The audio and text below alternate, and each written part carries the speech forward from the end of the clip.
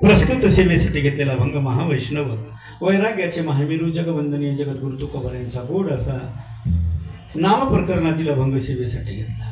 विठ्ठल विठ्ठल मंत्र सोपा करी पापा निर्मूलन भाग्यवंता छंदुमनी कोडकानी ऐकते जयांचे केली स्मरण होय सकळ विद्येंचे अधिकरण कितीची वंदू श्री चरण श्री गुरूंचे नमस्कारोनी आता गुरुर् ब्रह्मा गुरुर् विष्णू गुरुर्देव महेश्वरा गुरुरे साक्षात परब्रह्म तस्मै श्री गुरुवे नमः। मस्तक हे पायावे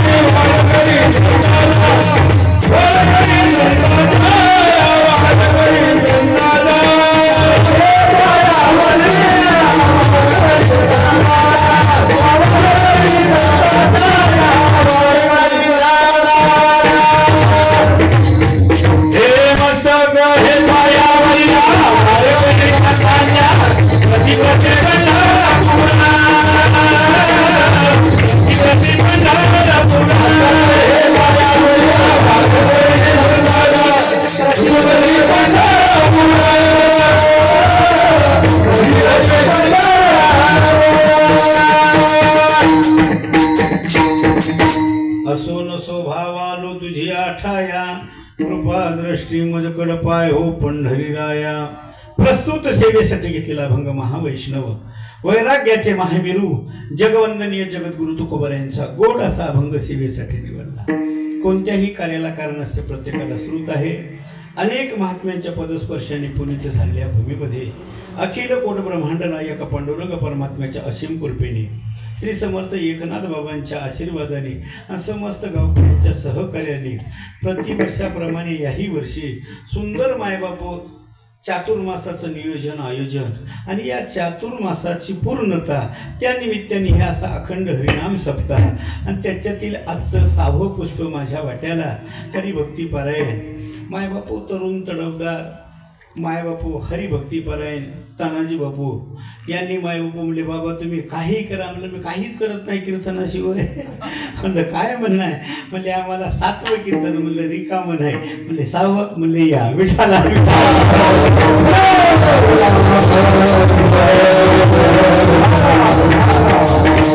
सुंदर मायबापू चातुर्मासाचं नियोजन आयोजन त्यांनी केलं। 4 महिन्यापासून सतत चिंतन, अनेक ग्रंथ झाले त्याच्यात। ज्ञानेश्वरी झाली असेल, गाथा झाला असेल, श्रीमद भागवत झाला असेल, भावार्थ रामायण झाला असेल, नाथ भागवत झाला, अनेक ग्रंथ झाले। काकडा हरिपाठ असं मायबापू भरगत चातुर्मास। जसा पंढरपुरात चातुर्मास तसा आपला निजधाम आश्रमावर चातुर्मास।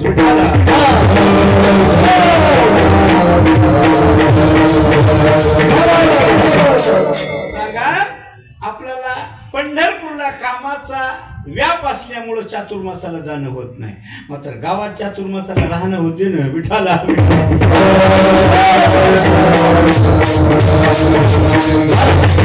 जसं श्री समर्थ एकनाथ बाबा ही चातुर्मास करायचे पाटलाच्या घरी करायचे ना दादा, एक लक्षात ठेवा। तीच परंपरा आता त्यांच्या मूर्तीची प्राण प्रतिष्ठा झाली, महाराजांना सुरू केली। विठाला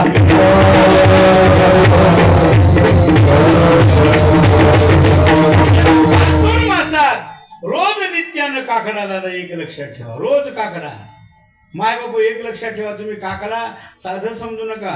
ब्रह्ममुहूर्तावर उठून जर चिंतन घडत असेल त्याच्या एवढा भाग्यवान माणूसच नाही। विठाला सरासरी जर काढली साधक मंडळी सोडून ब्रह्ममुहूर्ताचा इतराशी संबंधच येत नाही। ब्रह्ममुहूर्तच काला म्हणावं हे जाडजोड बसत नाही। मायबापू एक लक्षात ठेवा, साधू ब्रह्ममुहूर्तावर उठून चिंतन करतात। सकाळच्या पारी म्हणा हरी हरी दादा, एक लक्षात ठेवा। ब्रह्ममुहूर्तावर जर चिंतन केलं तर दुप्पट फळ देते। एरवी देत नाही अशातली बाब नाही, देते मात्र ब्रह्ममुहूर्तावर। आणि ब्रह्ममुहूर्त म्हणतात काला सकाळच्या 4 ते 6 3 ते 6 मायबापू, 4 ते 6 या टायमात ब्रह्ममुहूर्त असते. का तर मायबापू चांगल्या चांगल्या जीवात्म्याचं वास्तव्य, भगवंताचं वास्तव्य त्या काळामध्ये पृथ्वी तलावर असते. विठाला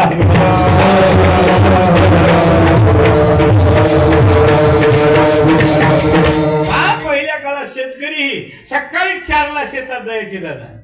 इळभर जे काम होत नाही ते ब्रह्ममुहूर्तावरच काम करायचे. पहिल्या काळात नांगरं असायची, चावरी नांगरं लोखंडी, कवा धरायची 4लाच धरायची दादा. पहा तुम्ही आजही बी बरं ते आरोग्याला इतकं लाभदायक असते. पहा तुमचे आमचे आज्या बापू काका ब्रह्ममुहूर्तावर उठायचे, त्याला बीपी नाही, शुगर नाही. आपला ब्रह्ममुहूर्ताचा संबंधच नाही, सगळ्या मूर्खाचे रोग विठाला.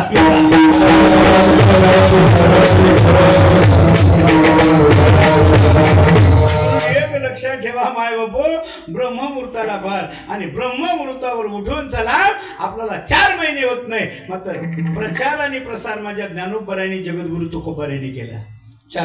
4 महिने होत नाही आपल्याला. कार्तिक मास होती की नाही, मग प्रत्येक खेड्यामध्ये प्रदक्षिणा असते. कार्तिक मासात असे दिंडी असतात ना, कोणी गावात, तुमच्या गावात असेल ना, नामामध्ये प्रदक्षिणा आणि त्याच्या पुण्याने पहाटे 4लाच माणसं 5लाच उठून मायबापू सगळ्या गावाला प्रदक्षिणा घालतात आणि तेही सगळ्या समाजाला जाग करतात. उठा जागे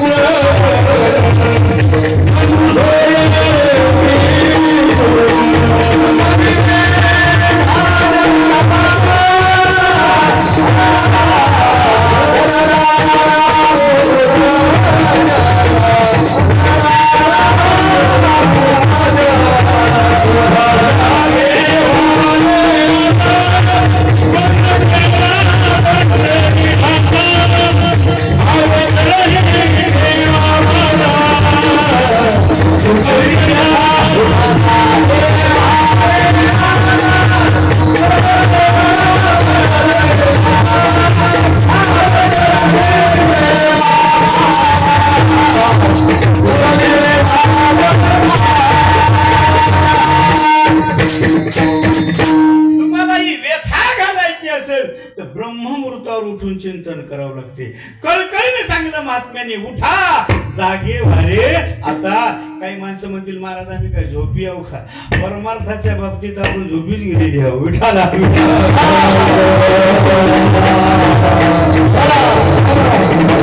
जागा झालं पाहिजे दादा, एक लक्षात ठेवा. आणि ते जाग करण्याचं काम महात्मे करतात. नाथबाबांनी, श्री समर्थ एकनाथ बाबांनी तेच केलं. एक लक्षात ठेवा.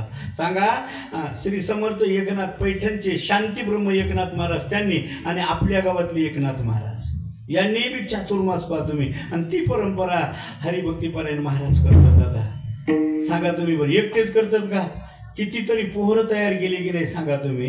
अहो जे पोहरं माहे बापू मोबाईल घेऊन बसायचे, गुटखा चोळायचे, ते आज कीर्तन करायलीत ना. विठाला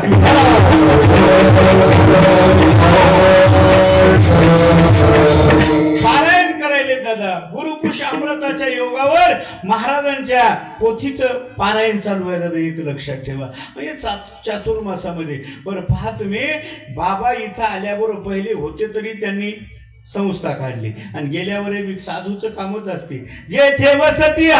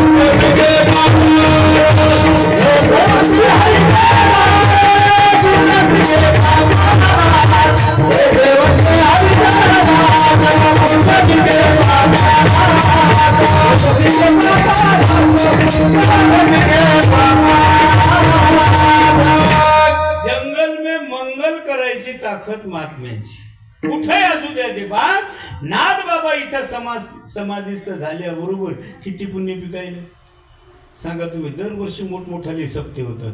आता चातुर्मासही सुरू झाला आणि चातुर्मासात या सांगतेच्या निमित्ताने केवढ्या पंक्ती मग केवढी पंगत होती. महाराजाला विचारलं म्हणजे महाराजाच्या रोजच पंक्ती. आता सांगा तुम्ही माहे बापू चातुर्मासात अखंड नामचिंतन, आता विना पारा, पुन्हा शास्त्रराज ज्ञानेश्वरी पाराय, रात्रीला कीर्तन आणि रोज अन्नदान. दादा सांगा किती पुण्य पिकायलं विठाला.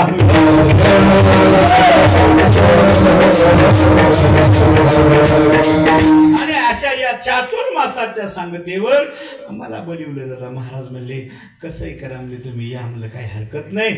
एक लक्षात ठेवा आपल्याला काय कीर्तनच करायचं कुठेही भेट. म्हणून महाराजांच्या आग्रहामुळे आलोच. आणि सुंदर माझ्यासमोर बसलेली ती मंडळी वयवृद्ध ज्ञानवृद्ध तपोवृद्ध अशी श्रेष्ठ मंडळी आहेत. सुंदर तरुण तडफदार मर्दंगाचारी हरिभक्तीपरायण यनकर पासून इकडे भारत बुवा घ्या, आगाशे बुवा, विनेकरी घ्या, विद्यार्थी घ्या. हो माझ्या भावासारखी पाठराखण करायला बिचारे. काहून तुम्हाला आग्रह केला, माझ्या डोळ्याचं झालं ऑपरेशन, लय ताणून म्हणता येईन, त्याच्यामुळं तुम्हाला म्हणलं उभं राहा विठाला.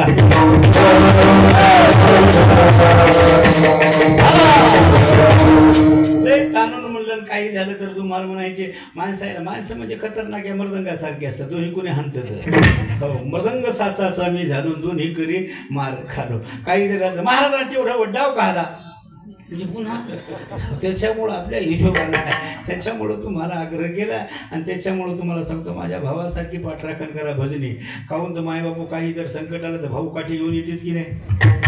माझ्या भावाला तुम्ही असं म्हणते की नाही सांगा तुम्ही. बरं ते भाऊ असे असतात एका जागी असोसोर भाऊ आणि इकडे निघले की खानदानी भाऊकी होती विठाला.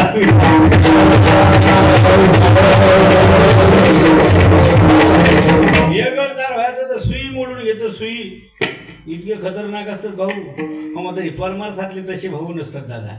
यायचे असे उपकारात माझ्या पाकिटात किती टाकू द्या ह्याला काही घेणे देणं नाही. म्हणत तर नाहीत किती टाकले विठाला.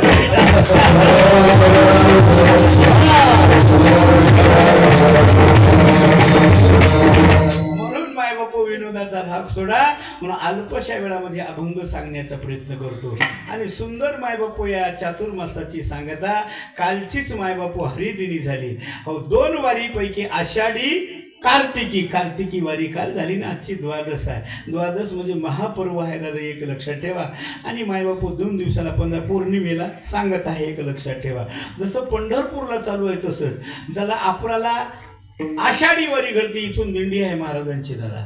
एक लक्षात ठेवा पंढरपूर पर्यंत नाथ महाराजांची पालखी नेली हो तानाजी बापूने, एक लक्षात ठेवा. आणि तसंच मायबापू आपल्याला ती वारी घडत नाही म्हणून ही वारी इथंच पहा. आपल्याला आषाढी वारी पंढरपूरची मात्र कार्तिकीची वारी गावात विठाला.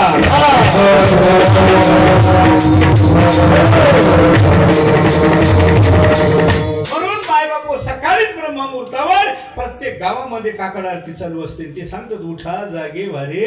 आता बाबा का जागे व्हा की तुम्ही आम्ही आलो जन्माला कशासाठी. हो मायबापू एक माणसाच्या मनात असते. पहा तुम्ही कोणाच्याही बी मनात. महाराज म्हणतात आता एकदा पोराचं लग्न झालं की आपल्या जन्माचं सार्थक झालं. काही माणसं म्हणतात 5 चक्र ढेलं घेतलं की जन्माचं सार्थक झालं. काही माणसं म्हणतात घर बांधलं की जन्माचं सार्थक झालं. काही म्हणतात नातू पाहिला की सार्थक झालं. काही म्हणजे सर्व्हिसला लागलं की सार्थक झालं. नाही दादा, शास्त्राच्या भाषेत जगद्गुरु तुकोबाराने सांगलं खरंच जन्म आलेल्याचं सार्थक केव्हा